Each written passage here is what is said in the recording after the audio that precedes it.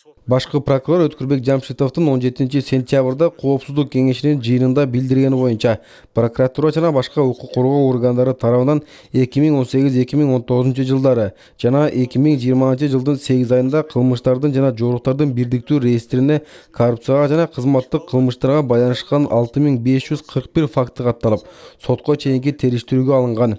Анын ичинен 1576 жазык иши боюнча тергөө аяктаган. Соттук кароого 965 жазык иши жөнөтүлгөн. Мунун ичинде 2018 жылы 391, 2019 жылы 344, 2020 жылдын 8 айында 230 иш. Бул жылдарда кызматтык жана коррупциялык кылмыштарга байланышкан жазык иштер боюнча мамлекеттик бюджетке 5 миллиард 826 миллион сом өндүрүлгөн.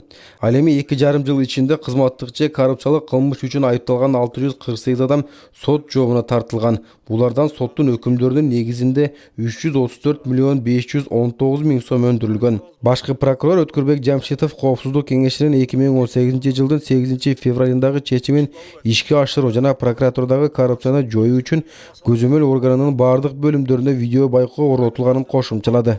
Учурда прокуратура органдары башкы прокуратура менен бирге 72 регионалдык түзүмдөн туруп, түзүмдөрдүн бардыгында санариптик видео байкоо камералары орнотулуп, видео регистратор жана атайын мониторлор менен жабдыкталган. Бардык аймактык түзүмдөрдө орун алып жаткан жагдайларды 24 саат бою онлайн режимде көрүп туруу жана керектүү учурларда тийиштүү видео материалдарды ыкчам түрдө алуу мүмкүнчүлүгү бар.